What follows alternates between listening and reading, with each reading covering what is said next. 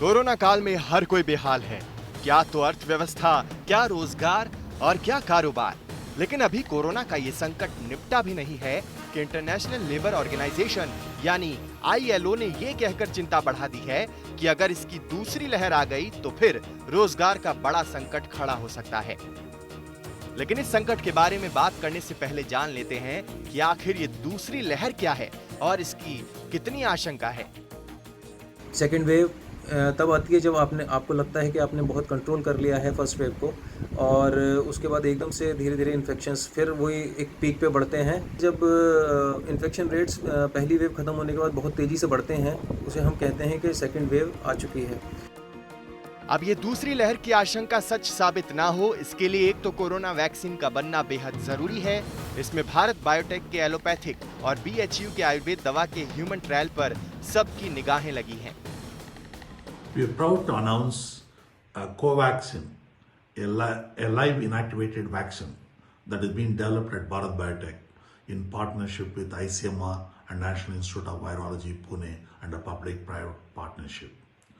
And we are happy to say that this vaccine strain was isolated from NIV Pune and manufactured at Bharat Biotech and going to be conducted clinical trial in India. Second wave आती है, उससे पहले ही सभी लोगों की कोशिश है कि इसका कोई ना कोई वैक्सीन बन जाए या कोई उसका एलोपैथी के अंदर एक कॉम्पोनेंट, जिसको हम लोग कहते हैं ब्रॉड स्पेक्ट्रम, कोई ऐसी मेडिसिन आ जाए।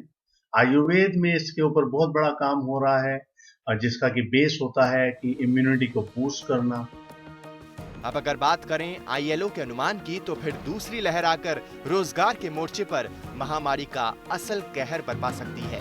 ILO के मुताबिक अगर जुलाई-दिसंबर 6 माही में कोरोना की दूसरी लहर का अटैक होगा तो कामकाजी घंटों का नुकसान करीब 12% का होगा। ILO को इससे 34 करोड़ फुल टाइम नौकरियों के जाने की आशंका है। पहली लहर में ILO ने 14% कामकाजी घंटों के नुकसान का आकलन किया है। यानी कोरोना की पहली लहर में दुनिया भर में 40 करोड़ फुल टाइम जॉब्स के जाने का दावा ILO ने किया है। यही नहीं, अब अगर अनुमानों के मुताबिक रिकवरी होती है तब भी 2019 की आखिरी तिमाही के मुकाबले करीब 5% कामकाजी घंटों यानी 14 करोड़ फुल टाइम नौकरियों की भरपाई नहीं हो पाएगी। अगर सब कुछ सही रहा और अब लॉकडाउन जैसी बंदिशें नहीं लगी, तब भी कामकाजी घंटों में 1.2% यानी 3 करोड़ 40 लाख नौकरियों का नुकसान बना रहेगा। ILO की रिपोर्ट में क्षेत्रों के हिसाब से भी कामकाजी घंटों में हुए नुकसान का ब्यौरा दिया गया है। इसके मुताबिक अमेरिका में 18.3%, यूरोप और सेंट्रल एशिया में करीब 14%, एशिया और पैसिफिक रीजन में 13.5%, अरब देशों में करीब 13% और अफ्रीका में करीब 12% कामकाजी घंटों का नुकसान हुआ है।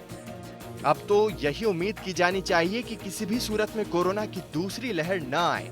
इसके साथ ही इसकी वैक्सीन भी बन जाए, जिससे कोरोना की लड़ाई को जीतने की कोशिश पूरी हो सके।